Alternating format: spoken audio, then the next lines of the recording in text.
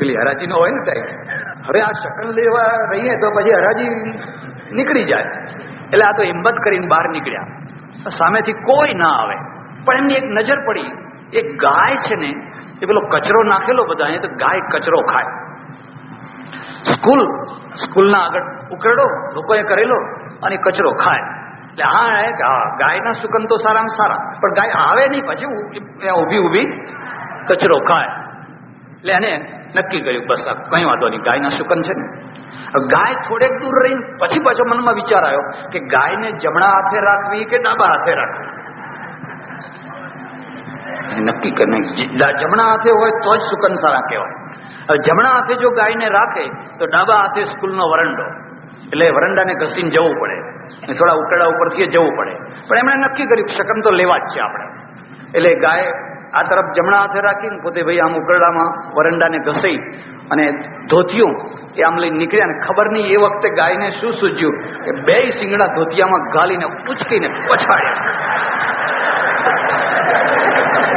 એવા જોરથી પછાડ્યા ને કે આ થાપો તૂટી ગયો. એટલે એમને દાખલ કરવા પડ્યા, અહીં પેલા સળિયા નાખવા પડ્યા, પ્લાસ્ટર કરવું પડ્યું, બધું કરવું પડ્યું. આમ પગ લટકાવી લો, પેલા ઓર્થોપેડિક રાખ્યા. તે 6 મહિના, થોડા દિવસ નહીં, 6 મહિના. એટલે જે કોઈ જોવા જાય એને કહે કે ભાઈ આ શું થયું, કેમનું થયું, કેમ પડી ગયા? તો કે ભાઈ એ તો જતો હતો, પણ એટલું વળી સારું સમજો ને કે શકન સારા થયા, જીવતો રહી ગયો. એમ હજુ પાછું એવું કહેજો, આ તો વળી શકન સારા થયા તો જીવતો રહી ગયો, ને તો તે દિવસે તો મરી જ જવાનું. જો તમારા ઘરમાં વહેમ વધે અને દુર્બળતા વધે, અશક્તિ વધે, તો તમે ધર્મનું પાલન નથી કરતા. ધર્મ તો શક્તિનો ઉત્પાદક છે. અને શક્તિ કેવી રીતે ઉત્પાદક છે? 4 કેન્દ્રો છે, યાદ રાખજો. શક્તિનો 4. આ રોજ હું શક્તિનો શ્લોક બોલું છું અને રોજ એક નવું નામ અંદર ગોઠવી દઉં છું. શક્તિ અનંત છે, અનંત, હજારની, લાખની, અનંત એના પગ છે, અનંત એના હાથ છે. એટલે આપણે માતાજીના 2 હાથ, 4 હાથ, 18 હાથ, 16 હાથ, સહસ્ત્ર હાથ, સહસ્ત્ર શ્રી રેખા, એના હજાર હાથ છે. કોઈ એક હાથ તમે પકડી લો, કોઈ એક હાથ, તમારો બેડો પાર. એક હાથથી એને ગંજ બજારને પકડ્યો છે, એમાંથી શક્તિ ઊભી થાય છે, પૈસા ઉત્પન્ન થાય છે. એક હાથથી એને પેલા ગેરેજને પકડેલું છે, એ ગેરેજ વાળો બેઠો મગજ છે ને એનાથી રિપેર કરે છે, અને રિપેર કરવાથી એની શક્તિ ઊભી થાય છે. એક હાથથી એને કોલેજ પકડેલી છે, અને કોલેજની અંદર વિદ્યાર્થીઓને વિદ્યા ભણાવે છે, તે વિદ્યાની શક્તિ ઉત્પન્ન થાય છે. એની અનંત કળાઓ છે. રોજ એક નવું નામ બોલીએ છીએ, પણ એના 4 મુખ્ય કેન્દ્રો છે. રાષ્ટ્રની દ્રષ્ટિએ, ધર્મને રાષ્ટ્રની દ્રષ્ટિએ મૂલવવો હોય તો તમારે 4 શક્તિઓ ઉત્પન્ન કરનારો ધર્મ છે કે કેમ? પહેલી શક્તિ છે જનશક્તિ, બીજી શક્તિ છે ધન શક્તિ, ત્રીજી શક્તિ છે શસ્ત્ર શક્તિ, અને ચોથી શક્તિનું નામ છે કલમ શક્તિ. આ 4 શક્તિઓ તો તમે સુપર તાકાત, તમારું રાષ્ટ્ર મહાન થઈ જાય. અને આ 4માં એકે ના હોય તો તમે ભિખારી થઈ જાઓ, દુનિયાના ગુલામ થઈ જાઓ.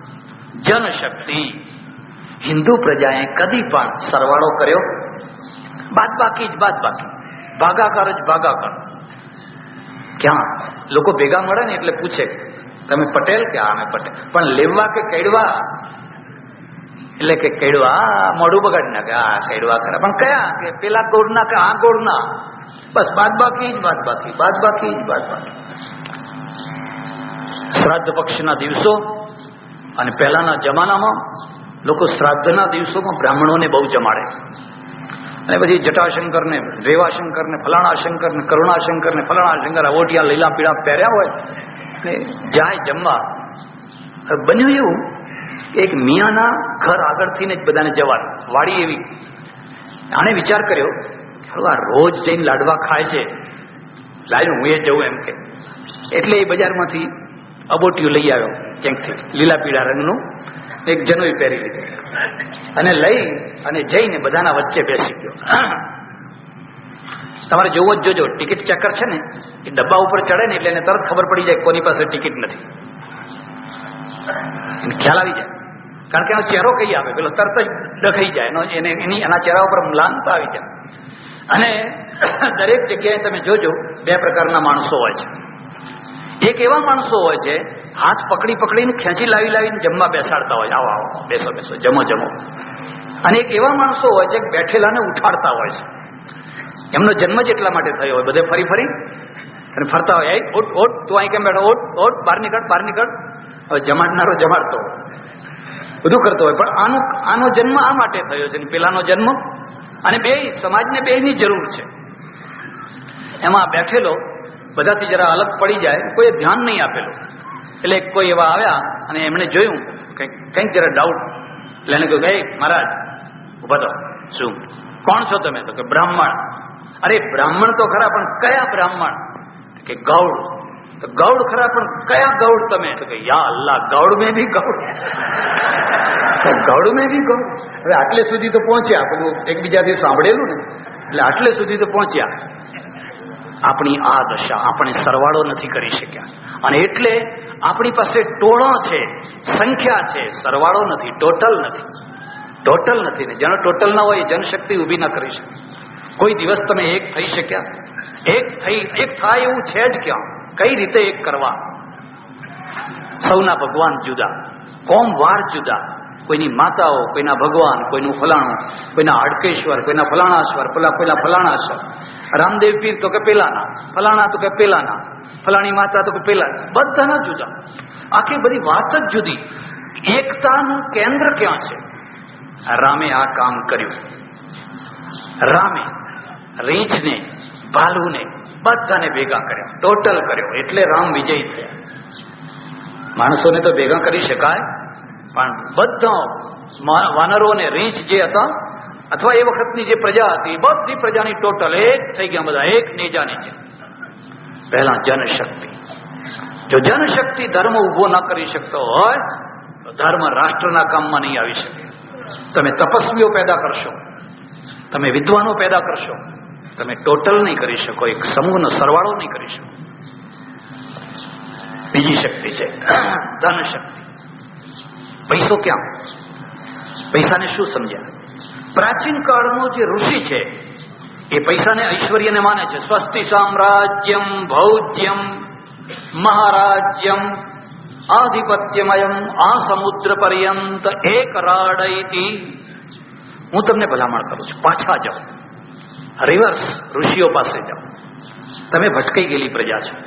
પેલો ઋષિ કે છે અમારું રાષ્ટ્ર મહાન સામ્રાજ્ય, કલ્યાણકારીઓ, ભૌજ્યમ દૂધ ઘીની નદીઓથી ભરેલું હોય, મહારાજ્યમ સમુદ્ર સુધી ફેલાયેલું હોય, અમારા ઘોડા સરસ હોય, અમારી ગાયો સારી હોય, માધ્વીર્ન ગાઓ, અમારી ગાયો સારી હોય, ઔષધિઓ સારી હોય, અમારા ધનુષ્બાણ સારા હોય, અમારા યોદ્ધાઓ સારા હોય. આ વેદની પ્રાર્થના છે.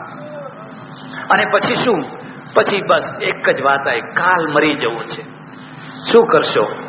રાજપાટ ભોગવીને શું કરશો? અને તપેશ્વરી, ને તપેશ્વરીથી રાજેશ્વરી, અને રાજેશ્વરીથી નરકેશ્વરી. આખી મહત્વાકાંક્ષા જ મારી નાખી. રાજા થઈને શું કરશો? નરકેશ્વરી. સાધુ થઈ જાઓ, બસ ત્યાગ કરો. પૈસો તો હાથનો મેલ છે ને, એ તો એનો સ્પર્શ ના કરવો જોઈએ. એને અડશો તોય પાપ લાગશે. અમે તો અડતાય નથી એને અડવાથી એ પાપ લાગે. પ્રજા દરિદ્ર થઈ ગઈ. કેમ? કારણ કે જે કોઈ આવ્યો ને એને ધનની નિંદા કરી. જે કોઈ આવ્યો એને સ્ત્રી અને ધન બેયની નિંદા કરી. અને લોકોને બહુ વાત ગમી. કહો મહારાજ તો કેવા પડે હો, સ્ત્રીઓનું તો મોઢું નથી જોતા અને પૈસાને હાથ નથી અડાડતા. અને મારો અનુભવ છે જે પૈસાને નથી પકડતા હોતા એ પૈસાદારને પકડતા હોય છે.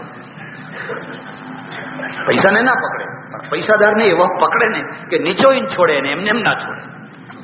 આ ગુમરાહ થયો દેશ. ગાંધીજીએ કરોડોના ટ્રસ્ટ કરેલા અને છતાંય અલિપ્ત, બિલકુલ પૈસાથી અલિપ્ત. પૈસો ફેંકી દેવા જેવી વસ્તુ નથી. પૈસો લક્ષ્મી છે, શક્તિ છે, લક્ષ્મી નારાયણ. હું કાશીમાં રહું, વિદ્યાર્થી તરીકે ભણું, અને અમારે ત્યાં સવારના પહોરમાં એક 80-85 વર્ષના એક વૃદ્ધ સંન્યાસી આવ્યા ને વેદ મંત્રો બોલવા માંડ્યા. એટલા સુંદર વેદ મંત્રો શુદ્ધ ઉચ્ચારણથી બોલે. અમે બધા વિદ્યાર્થીઓ ભેગા થઈ ગયા. પછી બધું મંત્રો બોલી રહ્યા સૂક્તો. પછી અમને કહ્યું, તમારા કોઈ જૂના કપડાં હોય તો મને આપો, થોડાક પૈસા આપો, 5-10 રૂપિયા. મેં કહ્યું, આવડો મોટો વિદ્વાન, આટલો મોટો જ્ઞાની, અને આ કપડાં, ઉતરેલા કપડાં કેમ માગે છે? 5-10 રૂપિયા કેમ માગે છે?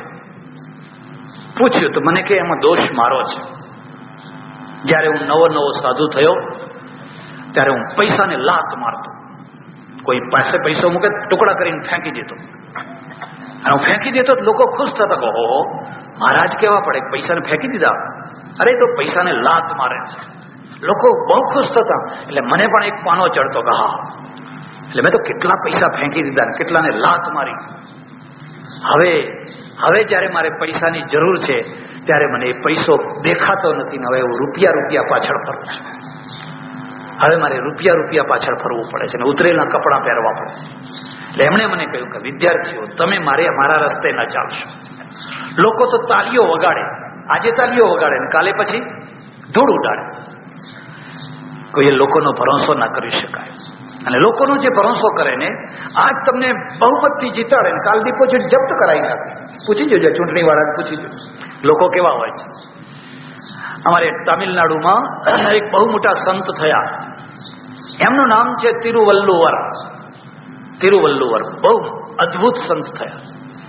હવે તીવ્ર વૈરાગ્યમાં નીકળી પડેલા. એ રાત્રે કોઈના ખેતરમાં જઈને સૂઈ ગયા. ખેતર ખેડેલું, ધૂળવાળું. તો એક માટીનું ઢેફું માથા નીચે મૂક્યું અને સૂઈ ગયા. ત્યાંથી સવારે પણિયારીઓ નીકળી, 5-7 બધી બેનપણીઓ.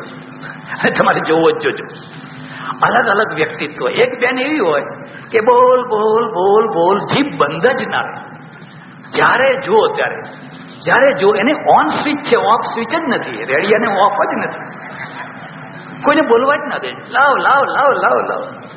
એક બેન એવી હોય કે એને ઓન સ્વિચ હોય જ નહીં, ઓફ જ થઈ હોય, બોલે જ નહીં. તમારે અક્ષરે ના બોલે. હવે એવી 4-5, આમાં એક પેલી બોલ લવ કરનારી. એને જોયું, પેલા મહારાજને જોયા અને મહારાજને જોઈને કહે છે, જોયું આ મહાત્મા થયા. એમ કે ઘર છોડ્યું, બહાર છોડ્યું, કુટુંબ છોડ્યું, પરિવાર છોડ્યું, ઓશીકો ના મળ્યું, માટીનું ઢેફું રાખ્યું. માટીનું ઢેફું રાખવું તો પડ્યું ને. એમ આગળ ચાલી ગઈ. એટલે પેલા તિરુવલ્લુવરે સાંભળ્યું અને એને થયું વાત તો સાચી કહે છે. હવે હું જો ધૂળ ઉપર સૂતો છું તો મારે માટીનું ઢેફું રાખવાની શી જરૂર છે? એટલે એને માટીનું ઢેફું કાઢી નાખ્યું. પાણી ભરીને પાછા આવ્યા એટલે એની એ જ પાછી, કઈ પેલી ઓફ જ નહીં. અમારે ત્યાં છે ને, હું બેઠેલો એટલે સામેથી એક બેન આવે. એટલે એક બીજી બેન બેઠેલી મને કે એને સીન આવે છે. કોઈનું માથું ચડ્યું છે શું? ના કે. એટલે પેલા બીજા કે પેલી બેન આવે ને એનું નામ એનેસીન છે. એનેસીન કેમ નામ રાખ્યું છે? કે બસ હવે એનેસીન લીધે છૂટકો તમારે. હવે તમારે એનેસીન લીધે એટલું બોલશે. ઓહો, કેવું નામ પાડી દીધું છે. અમારે ત્યાં એક સજ્જન આવે છે, એને જોતા જ લોકો કહે કે એસ્પ્રો આવ્યો. હવે એનું નામ એસ્પ્રો. એટલે આ તો નીકળ્યા અને પેલી બેને જોયું અને તરત જ જોયું એમ કે મહાત્મા થયા છે. એમ કે ઘર છોડ્યું, બહાર છોડ્યું.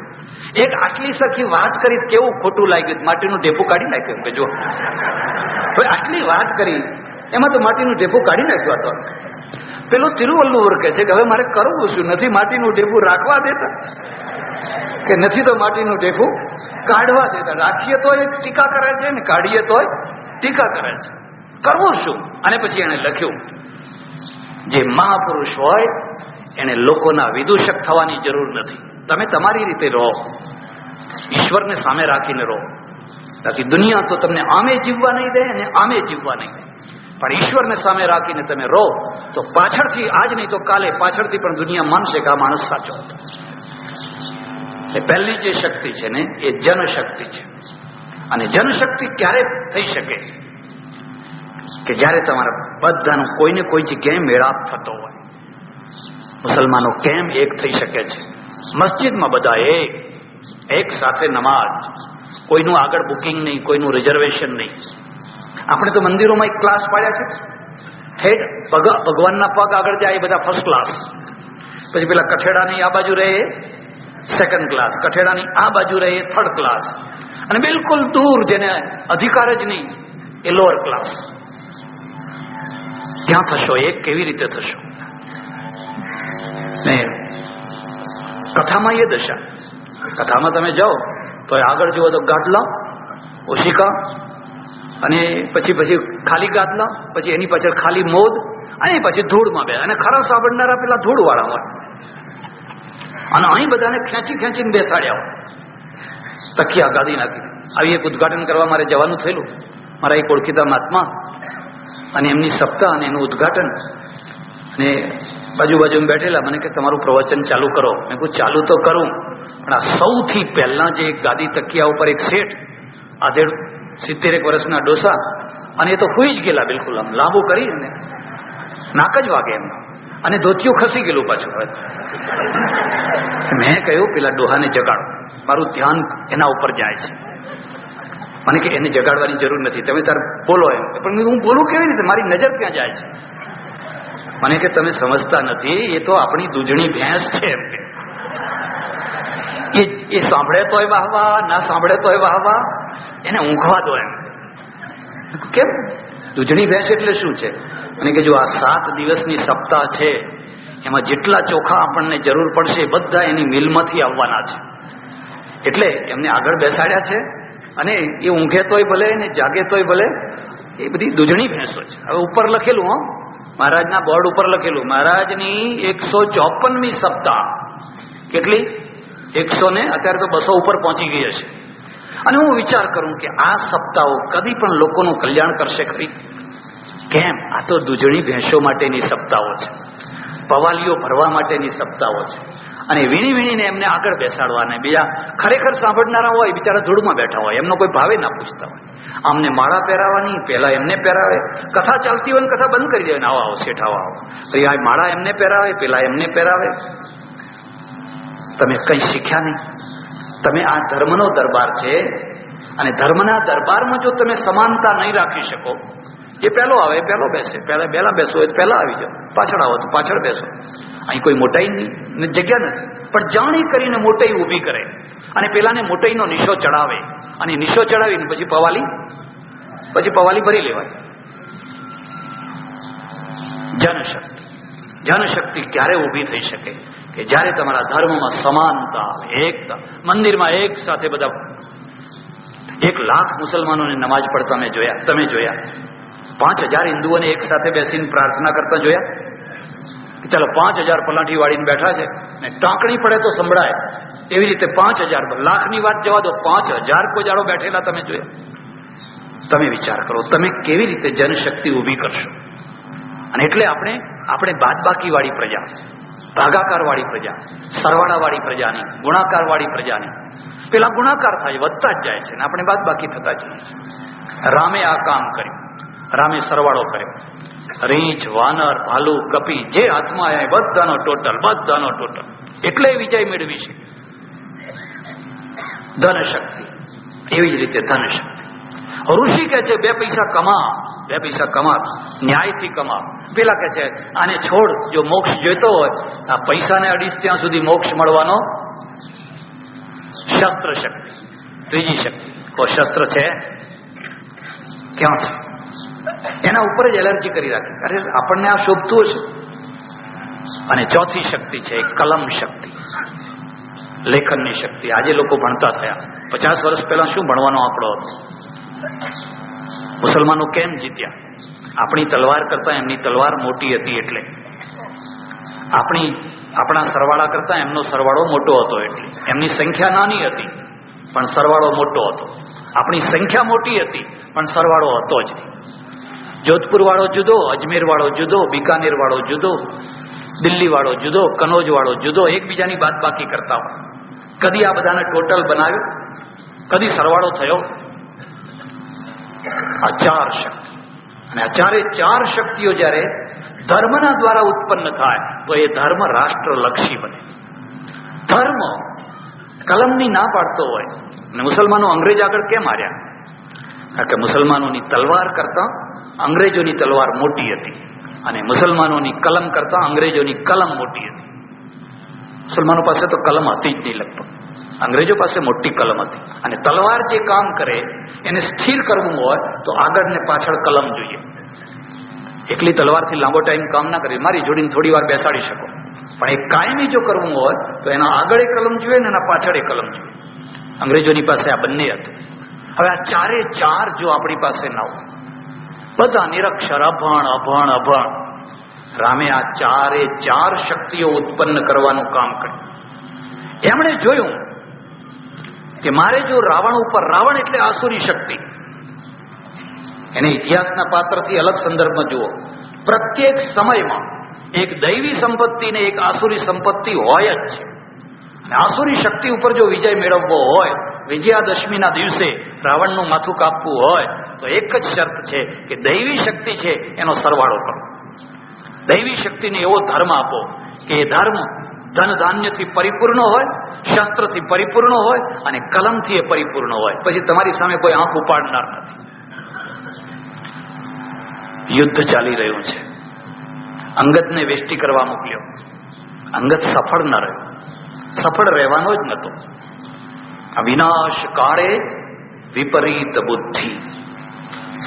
બીજી જગ્યાએ જે એવું લાવ્યું છે કે અંગદે પગ રોપ્યો અને બધા ઉપાડવા માંડ્યા અને પછી રાવણ ઉપાડવા આવ્યો, એ કથા અહીં વાલ્મીકી રામાયણમાં નથી. એ કથા નથી. એને થોડી વાતો કરી, સમજાયો, ન સમજ્યો, ક્રોધ ચડ્યો, કુદીને પાછો આવતો રહ્યો, અને પછી લડાઈ ચાલુ થઈ ગઈ.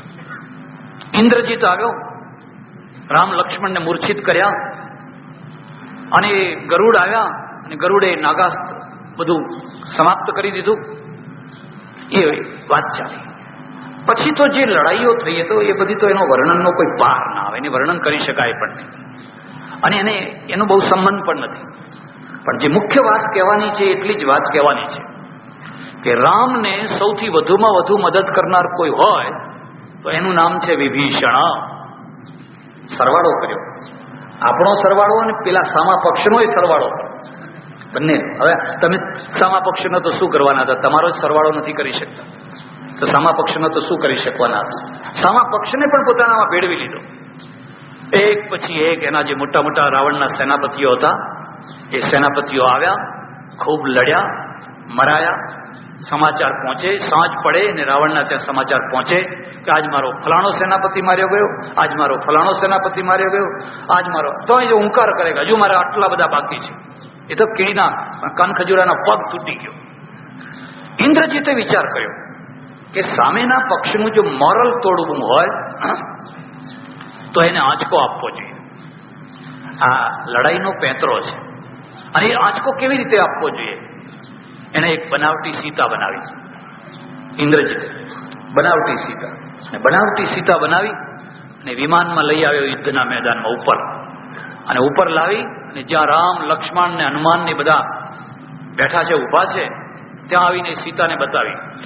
રામ તો જોઈને ઓ સીતા સીતા સીતા, કેટલા મહિનાથી સીતાના દર્શન નતા થયા, વિહવળ થઈ ગયા, વ્યાકુળ થઈ ગયા. લક્ષ્મણે વ્યાકુળ થઈ ગયા, સીતા સીતા સીતા. ત્યાં તો એ ઇન્દ્રજીતે ચોટલો પકડીને સીતાને બહાર કાઢી રથમાંથી, અને બહાર કાઢીને ખડગથી માથું કાપી નાખ્યું, લોહી લુહાણ કરી નાખ્યું. હાહાકાર થઈ ગયો, અને રામને મૂર્છા આવી ગઈ. અરે મેં આટલું બધું કર્યું જે સીતા માટે, એ સીતા તો આજ મરી ગઈ, કપાઈ ગઈ. બસ હવે મારે લડાઈ કરવી. હવે કોના માટે યુદ્ધ? જેના માટે આ યુદ્ધનું મંડાણ કર્યું હતું એને તો મારી નાખી આ લોકોએ. હવે યુદ્ધ કરીને હું શું કરીશ? કોના માટે કરીશ? રામને મૂર્છા, લક્ષ્મણને મૂર્છા, હનુમાનને બધા વ્યાકુળ વ્યાકુળ થઈ ગયા છે, અને આખું મોરલ તૂટવાની અણી ઉપર. લશ્કર છે એનો મૂળ પાયો મોરલ છે, એને આઘાત ના લાગવો જોઈએ, માઠા સમાચાર ના આપવા જોઈએ. ત્યાં પાછો વિભીષણ આવ્યો, અને વિભીષણે આવીને કહ્યું તમે ચિંતા ના કરો, આ સીતા બનાવટી છે, આ સીતા સાચી. ઇન્દ્રજીત તો અમારે રાક્ષસો તો એટલી બધી યુક્તિઓ જાણે કે 1000 પ્રકાર. ખરી વાત કે હા, હું તમને સાચી વાત કહું છું, આ સીતા એ સાચી સીતા નથી. સાચી સીતા અશોક વાટિકામાં બેઠેલી છે. જાઓ અંગદને કે હનુમાનને મોકલો, જઈને જુઓ બેઠી છે કે નથી બેઠી, ખાતરી કરો પેલા. પ્રહસ્ત આવ્યો. એ રાવણનો મુખ્ય સેનાપતિ છે ને, એ પ્રહસ્ત આવ્યો અને પ્રહસ્તને નીલના સાથે યુદ્ધ થયું. નીલ સેનાપતિ છે, નળ એન્જિનિયર છે, અને મુષ્ટામુષ્ટીને એ બધું કરતા કરતા પ્રહસ્ત મરાયો. જ્યારે રાવણને સમાચાર મળ્યા કે પ્રહસ્ત પણ મર્યો, એટલે એને આઘાત લાગ્યો. મારો પ્રહસ્ત મોટો સેનાપતિ, સૌથી સુપર જે હતો એ, હા એ મર્યો. કઈ વાંધો નહીં એમ કે હજુ જો કુંભકર્ણ બાકી છે, ઇન્દ્રજીત બાકી છે, અને એ બધા મરે તો હું તો છું જ ને એમ કે હું ને હું. ગર્વ કિયો સોઈ નર હાર્યો, સિયા રામ જીસો ગર્વ કિયો સોઈ નર હાર્યો. એને કહ્યું જાઓ કુંભકર્ણને જગાડો, એ મારો ભાઈ છે. વાલ્મીકી રામાયણમાં બે વાતો આવી છે. જ્યારે યુદ્ધ શરૂ નહોતું થયું ત્યારે એવી વાત આવી છે કુંભકર્ણ જાગેલો હતો, અને જાગેલો હતો એટલે એની સાથે ચર્ચા કરી. પણ જ્યારે યુદ્ધમાં મોકલવાનો પ્રસંગ આવ્યો ત્યારે એવું લખેલું છે કે કુંભકર્ણ ઘસઘસાટ ઊંઘ્યો હતો, અને નિદ્રાસન ઇન્દ્રાસન બહુ તપ કર્યું, બહુ તપ કર્યું, બહુ તપ કર્યું, બહુ તપ કર્યું. અને ભગવાન જ્યારે પ્રસન્ન થયા એટલે એને શું માગવાનું હતું? ઇન્દ્રાસન. એટલે ઇન્દ્રને ડર પેઠો, ને ઇન્દ્ર બહુ હોશિયાર છે ને, હોશિયાર હોય એ જ ઇન્દ્ર થઈ શકે.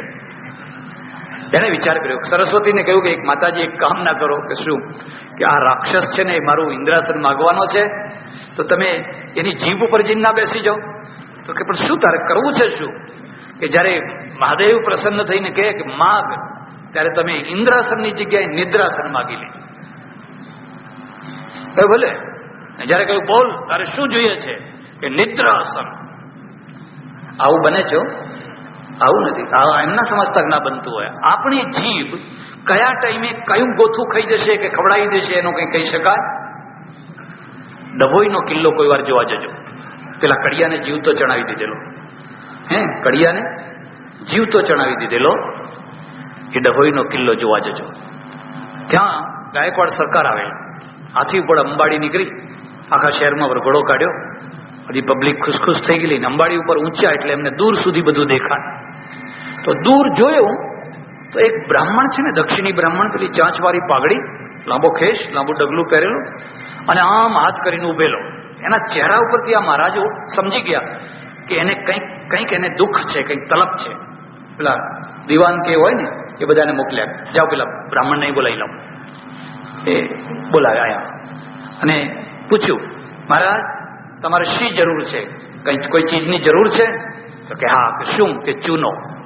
તમાકુ હતી ને ચૂનો નતો. શું?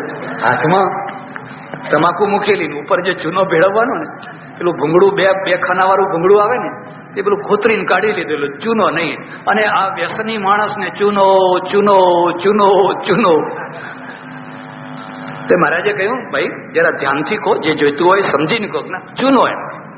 તો મહારાજે કહ્યું કે આને 2 ભઠ્ઠી ચૂનો આપો એમ. કેટલો? 2 ભઠ્ઠી. આખી જિંદગી મહાડી મારે ત્યાં લોકો પ્રસાદ લેવા આવે ને એટલે હું આમ હાથ કરે એટલે જોઈએ કે આ બધા નિશાની પડેલી જ હોય, ચૂનો.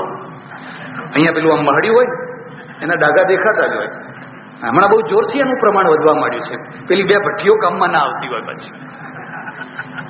અરે ઇન્દ્રાસન મળવાનું હતું. મહારાજાએ એ વખતે જો એને કહ્યું હોત કે મને 2 ગામ જાગીરમાં આપો કે ફલાણું આપો, તો આપવાના હતા. પણ પેલા વ્યસને છે ને એ ઇન્દ્રાસનનું નિદ્રાસન કરી દીધું. ચૂનો લો, ચૂનો ખાઓ. અને આના માટે વરદાન મળી ગયું, જાઓ ત્યારે નિદ્રાસન. અને પછી ના ના ના ના એ નહીં, મારે તો આમ બોલવું હતું. હવે ના થાય, જે બોલ્યા એ હવે એમાં કઈ ફેરફાર થાય?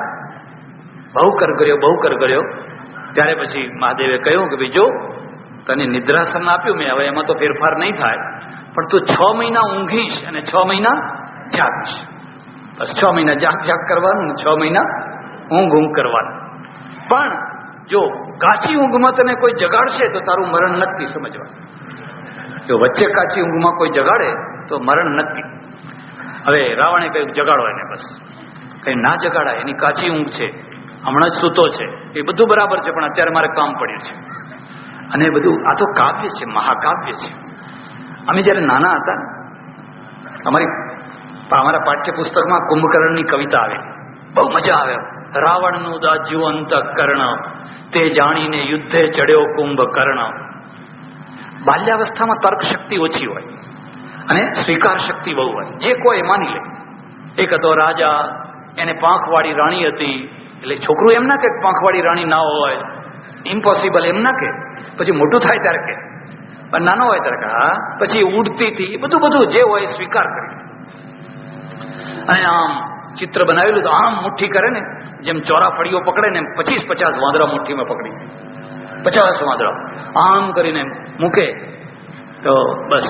અને પેટમાં ઉછળે કૂદે હુંકારા કરે. આ પેટની અંદર તો સેંકડો વાંદરો બેસી ગયેલા અને કૂદાકૂદ કરે બધા. કોઈ કાનમાંથી નીકળી જાય, કોઈ નાકમાંથી નીકળી જાય, કોઈ આંખમાંથી નીકળી જાય, એટલા બધા. અને અમને કોઈને એમ ના થાય કે ભાઈ પેટને અને આંખને સીધું જ સંબંધ છે કે કેમ. હવે તો ડોક્ટરને પૂછી જોવાનું કે પેટમાં ગયેલું વાંદરું આંખમાંથી નીકળે અને આંખમાંથી નીકળે તો આંખની દશા શું થાય.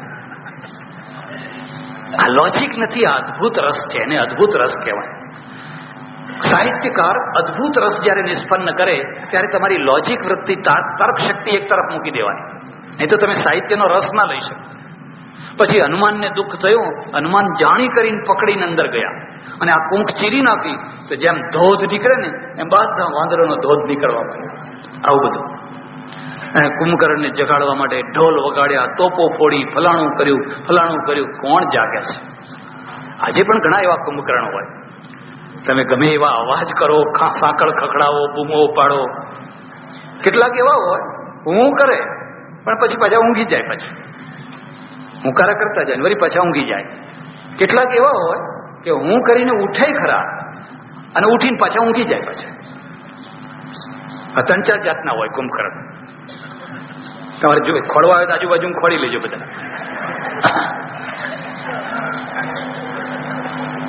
અને આશ્ચર્ય એ કે 1 કલાક સુધી ખખડાવ્યા પછી જયારે તમે દરવાજો કોઈ બીજાના દ્વારા ખોલીને આવો અને તમે એમને કહો શું તમારી ઊંઘ કલાકથી ખખડાવીએ છે પણ તમે જાગતા નથી, તો એ શું જવાબ આપે? અરે હું તો જયારે જુઓ ત્યારે જાગતો જ હોઉં છું, મને ઊંઘ જ નથી આવતી. જવાબ આવો આપે પાછા, હું તો જાગતો જ હોઉં છું. કુંભકર્ણને જગાડવા માટે ઉપર હાથીઓ ચલાવ્યા તો મરડીને બેઠો થયો, જાગ્યો અને પછી બધું ખાવાનું બધું આપ્યું. એનો ખોરાક હતો એ બધું આપ્યું. ખૂબ ખાઈ પી અને લાલ ટમાટર જેવી આંખો. અને એને ખબર પડી ગઈ હું સીધો યુદ્ધના મેદાનમાં જાઉં છું અને યુદ્ધમાં જઈ અને રામનો પરાજય કરું છું. મારા ભાઈના ઉપર આટલી આપત્તિ. લોકોએ સમજાય કે નહીં, સીધા યુદ્ધમાં ના જશો, પહેલા સલાહ કરો, રાવણને મળો અને રાવણને મળીને પછી યુદ્ધમાં જાઓ. એ રાવણને મળવા ગયો અને રાવણ અને કુંભકર્ણનો જે સંવાદ છે ને અદભુત સંવાદ છે.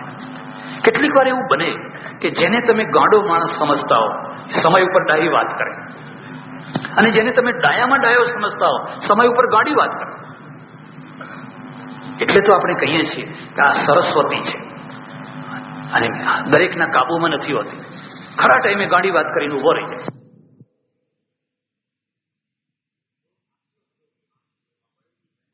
જો આટલો બધો વિનાશ થયો, આ બળેલી લંકા જોઈ લે, આ ઉજ્જડ થયેલી અટારીઓ જોઈ લે, રોજ તારા કેટલા સેનાપતિઓ મરે છે એ બધું જોઈ લે. હવે તું મારી વાત માન, સીતાજીને લઈ અને આપી આવ. પછી આપણે હવે આગળ યુદ્ધ નથી કરવું. રાવણનો ક્રોધ ભડકી ઉઠ્યો અને કહ્યું તું નાનો ભાઈ થઈને મને શિખામણ આપે છે? બોલ, તારે મને સાથ આપવો છે કે વિભીષણ જેવું થવું છે? ત્યારે કુંભકર્ણે મનમાં નક્કી કર્યું કે આ મૂર્ખને હવે મૂર્ખ હૃદયના ચેત જો ગુરુ મિલઈ બિરંચી સમ ફૂલહી ફલહી કી બેન જદપી સુધા વર્ષઈ જલદ. તુલસીદાસજી લખ્યું છે. મૂર્ખના હૃદયને ચેતાવી ના શકાય. જે અજ્ઞાની હોય એને જ્ઞાન આપી શકાય, પણ જે અજ્ઞાની હોય એને જ્ઞાની નો દંભ રાખતો હોય એને કોઈ જ્ઞાન ના આપે. જે ઊંઘતો હોય એને જગાડી શકાય, પણ જે જાગતો હોય ને ઊંઘવાનો ડોળ કર્યો હોય એને કેવી રીતે જગાડવો? રાવણ ના માન્યો. કુંભકર્ણે કહ્યું રાવણ, લંકાનો વિનાશ થવાનો, રાક્ષસ વંશનો વિનાશ થવાનો હું જાણું છું. હું એમાંથી બચવા નથી માંગતો. તું મારો ભાઈ છે અને મારા ભાઈના કાંટે આજે હું બલિદાન આપવા તૈયાર છું. હું જઈશ લડવા, પણ તું યાદ રાખજે હું પાછો આવવાનો નથી. તો લખી લેજે, હું પાછો નથી આવવાનો.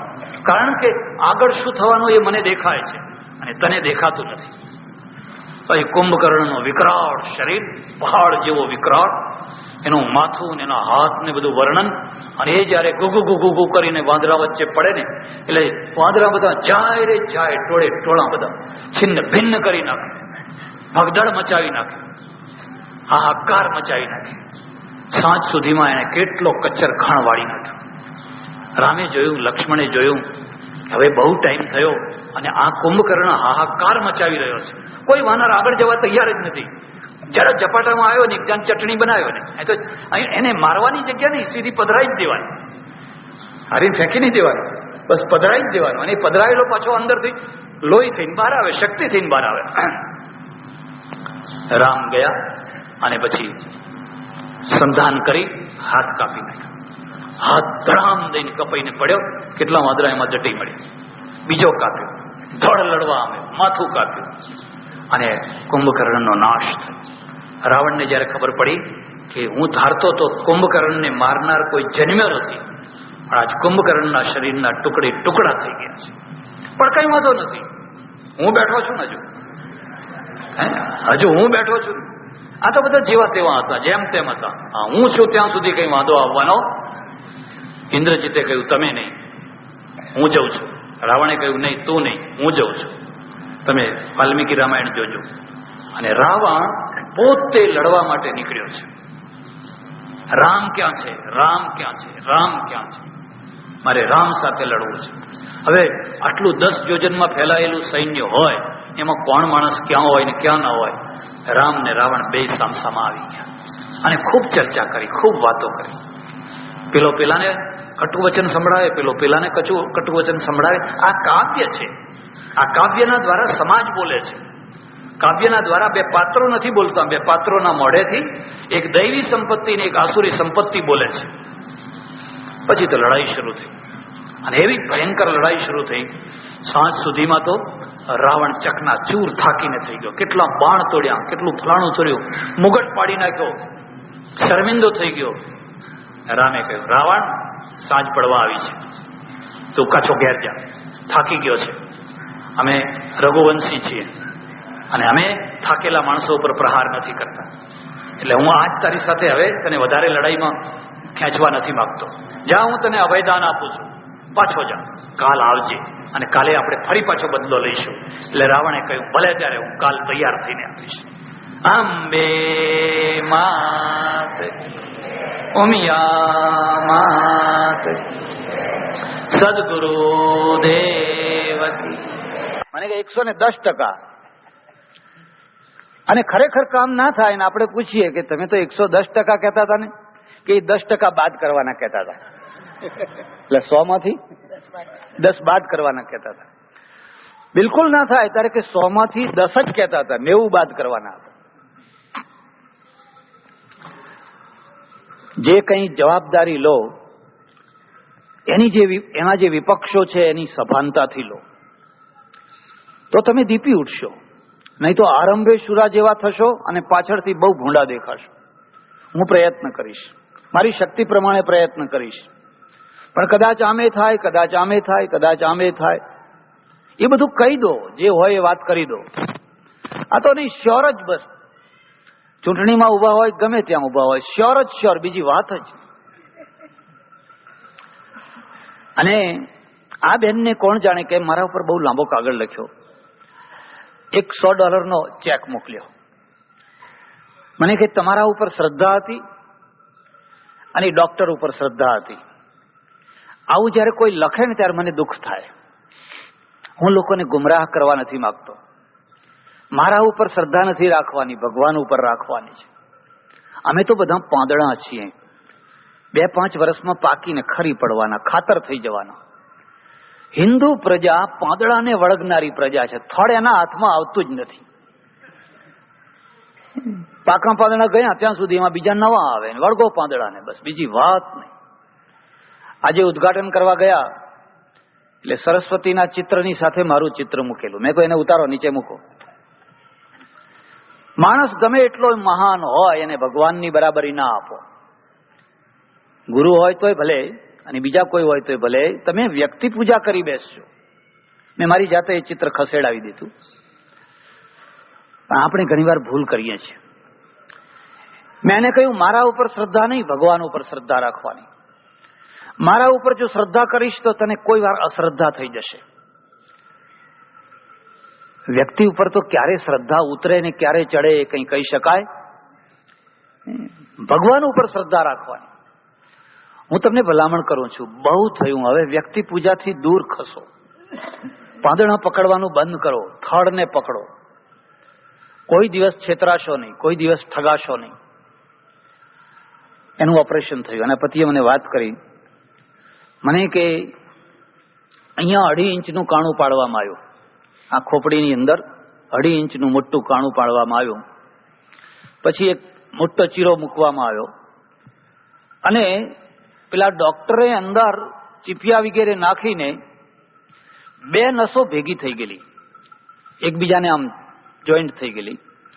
એ નસોનું કામ છે અહીંથી આવીને મગજમાં જવું અને મગજમાંથી ભાવ ઉત્પન્ન કરવા. એ નસોનું કામ છે. તમારા ચહેરા ઉપર શોક આવે, હર્ષ આવે, ક્રોધ આવે, ગ્લાની આવે, જાત જાતના ભાવો એ નસોમાંથી ભાવો ઉત્પન્ન થતા હોય છે. અને એ નસો ભેગી થઈ જવાના કારણે એકનું ટેન્શન બીજા ઉપર પડે. એટલે પેલી નસ છે એ વારંવાર આંખ બંધ કરાવી દે અને ચહેરાને ખેંચાવી દેતી હતી. પેલા ડોક્ટરે 2 નસોને જુદી પાડી અને વચ્ચે ફાઈબર મૂકી દીધું. પાછું ડગરું હતું એવું ને એવું બેસાડી દીધું. બધું ઠીક કરી દીધું. ત્રીજા દિવસે વિદાય કરી દીધી. જ્યારે એ બેભાન પડી હતી ઓપરેશન કરાવીને અને ડોક્ટર આવ્યા, એને પહેલા શરત મૂકેલી, જો અમારા સામે કેટલીક તકલીફો છે, આ હું કાણું પાડીશ, ઘણીવાર તો નસો જ હાથમાં નથી આવતી. એટલી ઝીણી નસો છે કે અમે ખોડીએ પણ હાથમાં નથી આવતી. અને જ્યારે હાથમાં ના આવે ત્યારે ડગરું ફરી એમને બંધ કરીને મૂકી દેવાનું હોય. આ બધી શક્યતાઓ ચોખ્ખી સમજી લેજો. જ્યારે પલંગ ઉપર બેભાન પડી હતી અને મને જોવા લઈ ગયા, અને મને જોતા જ આનંદ થઈ ગયો કે એનો ચહેરો સુધરી ગયો. મને ખ્યાલ આવી ગયો કે ઓપરેશન સફળ છે, કારણ કે એની આંખ, એનો ફેસ બિલકુલ મૂળ હતો એવો ને એવો થઈ ગયો. કુદરતનું આ તંત્ર છે, કુદરતની આ વ્યવસ્થા છે. અને આ તો બહુ આપણે એક નાની વ્યવસ્થા જોઈ, પણ આ શરીરની ઝીણામાં ઝીણી નસો, એનું આખું સંચાલન, એકબીજા ઉપર એકબીજાનો આધાર, અને એમ લાગે કે ઓહો હો હો, કોઈ તંત્ર રચનારાએ ગજબ કરી નાખ્યો છે. અને એટલે આપણું શરીર વ્યવસ્થિત ચાલે છે. તંત્ર એને કહેવાય જે આખી એક વ્યવસ્થાનું માળખું ગોઠવી આપે, એને તંત્ર કહેવાય.